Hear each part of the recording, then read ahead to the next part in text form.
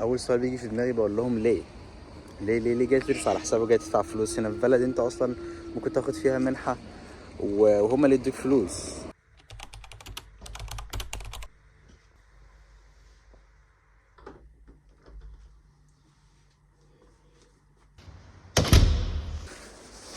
الجو ساقع جدا، واحد مهما يلبس تلاقي نفسك بردان مش عارف ليه.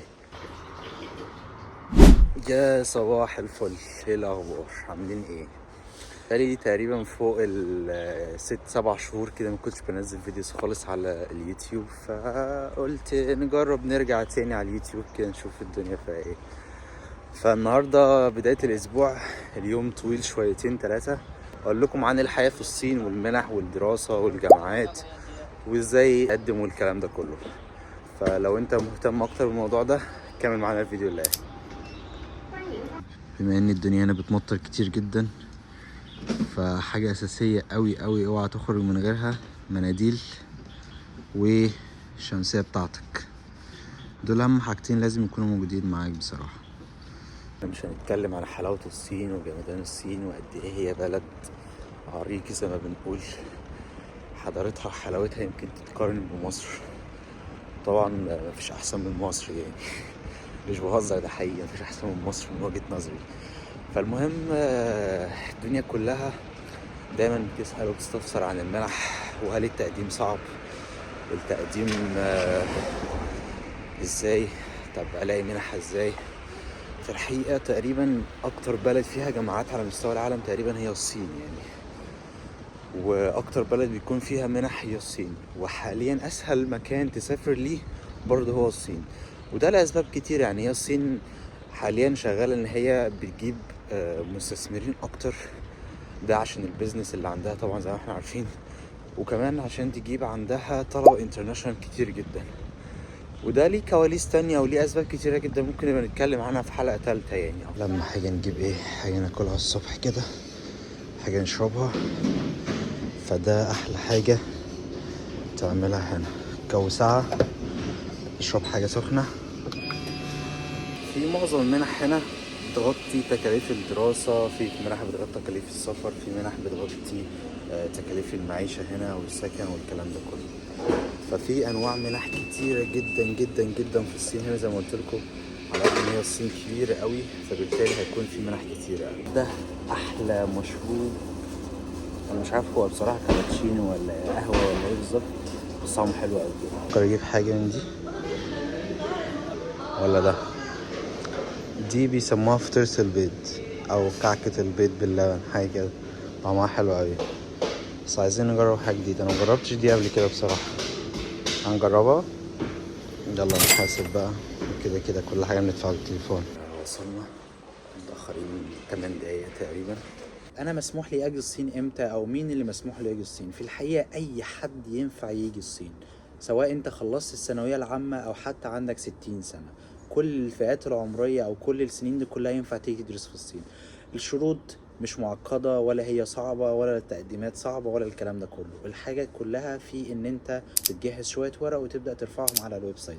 اهم واشهر ويب سايتس اللي هتعرف من خلالها كل حاجة عن الصين وعن الجامعات والمنح هو موقع الحكومة الصينية. طبعا كل المواقع وكل الريسورس اللي انا بتكلم عليها دي كلها هتكون ان شاء الله في وصف الفيديو، ممكن تشوفها براحتك وتسأل براحتك، ولو عندك اي حاجة اسأل لنا في الكومنتس او تتواصل معنا على السوشيال ميديا بشكل مباشر. الناس اللي بتيجي تدرس على حسابها في الصين هنا، اول سؤال بيجي في دماغي بقول لهم ليه جاي تدرس على حسابه، جاي تدفع فلوس هنا في بلد انت اصلا ممكن تاخد فيها منحة وهم اللي يدوك فلوس. يعني مش بتكلم طبعا عن نقطة الفلوس دلوقتي، كل واحد يعمل اللي هو يريحه، بس انا بتكلم على الفرص، انا بتكلم على الحاجات المتاحة.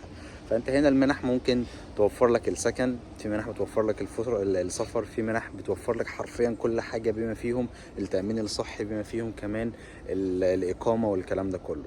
فبناء على المدة، بناء على الرانك بتاع الجامعة، فانت ممكن تيجي تدرس هنا في اعلى واقوى الجامعات على مستوى العالم، مش في الصين بس، وكمان تاخد بوكت ماني، تاخد فلوس انت تعيش بيه هنا، تسافر بيه، تاكل وتشرب، تعمل كل اللي انت عايزه. انواع المنح، في عندنا تقريبا 4 منح أساسيين ومهمين جدا، أو اللي العالم كلها عارفين أو اللي الناس كلها بتقدم عليها. أول حاجة منحة الحكومة الصينية، ودي أكبر وأهم منحة واللي الناس كلها بتبقى عايزاها، لأن هي فيها أدفانتج كتيرة جدا أو فيها مزايا كتيرة جدا، أهمهم إن أنت بتاخد بوكت ماني كبير. دي حاجة. الحاجة التانية ان هما في بعض جوه منحة الحكومة الصينية ساعات بتوفر لك فرص السفر، تذاكر الطيران، وساعات لا، على حسب نوع الكاتيجوري اللي جوه المنحة. تاني حاجة عندنا منحة المقاطعة. منحة المقاطعة هي تقريبا شبه منحة الحكومة الصينية، ولكن دي بتدفع انت بعض من المصاريف بتاعتك، زي ان انت بتدفع مصاريف الإقامة أو التأمين الصحي. وبعدها منحة الجامعة. منحة الجامعة نفس منحة المقاطعة، ولكن البوكت ماني بتاعها بيبقى أقل شوية، ولكن هي نفس الشروط، نفس كل حاجة. الشروط هنقولها بعد شوية. المنحة الرابعة وهي منحة الكونفوشيوس أو المعاهد بتاعة دراسة اللغة الصينية. دي بتبقى مش عارف، هي موجودة تقريبا في معظم الدول كلها. فأنا بتكلم دلوقتي عن مصر، اللي في عندنا معاهد في مصر، معاهد الكونفوشيوس. دول بتوفر لك منحة إن أنت تيجي تسافر هنا الصين، تدرس تقريبا 6 شهور أو تدرس سنة لغة فقط. دي متخصصة أكتر في اللغات، ولكن المنح اللي أنا قبل كده دي كلها متخصصة في كل التخصصات، من الهندسة للطب للغات للبيزنس للادمنستريشن، كل حاجة كل حاجة كل حاجة. بالمناسبة انتوا بتحبوا الصيف ولا الشتاء؟ قولوا لي كده في الكومنتس، عشان عايزين نتخانق كده نشوف مين بيحب الشتاء اكتر ومين بيحب الصيف اكتر. انا في الحقيقة بقى بحب حاجة تالتة خالص، انا بحب الخريف. الخريف تحفة، مكان كده مليان الوان والجو مش ساقع قوي والدنيا بتبقى لطيفة، بالرغم ان بيبقى فيه مطره كتيره قوي قوي قوي في المدينه اللي انا فيها دي حاليا، ولكن مازلت بحبه. يعني ايه الورق اللي انا لازم اجهزه عشان اجي اقدم في الصين هنا وفي الجامعات الصينيه، او بشكل خاص في المنح؟ اول حاجه هي اخر شهاده انت حاصل عليها بالترانسكريبت بتاعها. الشهاده دي ممكن تكون الثانويه العامه او اي شهاده تانية، معتمده على الدرجه العلميه اللي انت هتيجي تدرسها هنا. وطبعا بتجهز معاك في ورق بتجهزه او بتنزله من الويب سايت نفسه، زي حاجه اسمها الفيزيكال اكزامينيشن. دي فورم معينه كده بتنزلها من الويب سايت، وتروح تعملها من اي مستشفى حكومي، تملاها وهم يختموها لك. لازم تكون حكومي. في جامعات بتطلب منك بانك ستيتمنت، ريكومنديشن ليتر، جامعات بتطلب سي في، ما تنساش صوره ليك والباسبور. دول اهم حاجه ودول الحاجات الاساسيه. في جامعات بتطلب حاجات زياده وفي جامعات لا. طبعا كل حاجه هتعرفها من خلال الويب سايت الرسمي بتاع كل جامعه. وزي ما قلت لكم، بتعرف الويب سايت منين؟ من خلال موقع الحكومه. موقع الحكومه ده هو موقع كبير جدا، بيضم كل الجامعات اللي موجوده في الصين وكل المنح بكل التخصصات. كل اللي انت عليك تعمله ان انت تكتب اسم الجامعة وتكتب اسم التخصص اللي انت عايز تدرسه، وهيظهر لك كل الجامعات اللي ليها علاقة بالتخصص ده. وبعدها بتدخل على الويب سايت الرسمي بتاع الجامعة عشان تعرف الديدلاين، بتعرف ايه الورق المطلوب بالظبط، بتعرف التخصصات اللي موجودة بالظبط، تقدم ازاي، فروع الجامعة، في كل التفاصيل اللي انت عايزها. شروط المنح هي طبعا شروط سهلة جدا، شروط ملهاش اي حاجة صعبة من وجهة نظري انا. الحاجة الوحيدة اللي ممكن تبقى صعبة شوية بالنسبة للناس اللي جاية تدرس لغات، ممكن يبقى مطلوب منك شهادة اللغة. يعني مثلا ممكن مطلوب منك شهادة ال HSK4 أو ال HSK5 أو أكتر، بناء على اللغة وبناء على التخصص اللي انت جاي تدرسه. فدي تقريبا أصعب حاجة، ودي بتحتاج منك شوية مجهود شوية عشان تذاكر عشان تمتحن وتدخل الامتحانات دي. تقريبا أي الشروط التانية، السن ده حاجة طبيعية جدا طبعا، ان انت تكون بره الصين، يعني انت مكونش معاك الجنسية الصينية، فهو أصلا الصين مش بتدي جنسيات.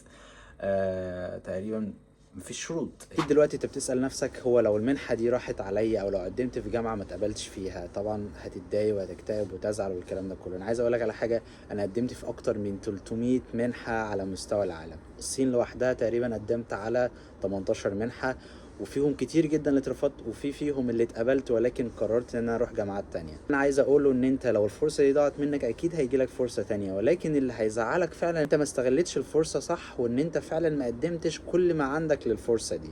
يعني بيبقى مطلوب منك ان انت تكتب مثلا الستادي بلان، لازم تكتب الستادي بلان بتاعتك فعلا بشكل قوي وبشكل فعلا كويس، عشان لما الجامعة تشوف الورق بتاعك شايفة فعلا ان الشخص ده مجتهد او ان هو يستاهل ياخد المنحة اللي عندي. وبس يا باشا، كده مبروك عليك ان انت قدمت في المنحة. او تقريبا اصعب حاجة ممكن تواجهها ان انت طرق التقديم او الخطوات اللي انت بتقدم بيها، بيكون في معلومات كده بتلخبطك شوية. في معلومات معينة لازم تضيفها على الويب سايت او لازم تبقى موجودة معاك عشان تعرف تقدم على المنحة دي. فعشان كده في ناس بتفضل ان هي تقدم من خلال شركات او من خلال مكاتب تقديم المنح، وفي ناس تانية بتفضل ان هي بتقدم لوحدها. انا من خلالي انا او انا وجهة نظري انا، قدم لوحدك، امشي مع الخطوات، الموضوع بسيط جدا، الموضوع سهل جدا، وكمان احنا موجودين هنا او انا موجود عشان اساعدك ان انت تقدم. هل انا باخد فلوس او هل انا في تشارج بعمله عليك او بطلبه منك. في الحقيقة في بعض التاسكات بس، ولكن بتبقى حاجات بسيطة جدا جدا جدا او فلوس قليلة جدا عشان اقدر اساعدك فيها. ولكن بشكل عام انا مش بطلب فلوس من حد، انا مجرد ان انا بساعدك وبس. فاتمنى كلنا ان شاء الله نسافر الصين ونسافر العالم كله ونحقق كل حاجة بإذن الله. وأكيد في فيديوهات تانية كتيرة جدا عن الصين وعن المنح برضو وعن الجامعات وعن الحياة وتجارب وحاجات كتيرة جدا. فاعملوا لنا فولو، اعملوا لنا فولو على كل السوشيال ميديا وعلى اليوتيوب. يلا سلام.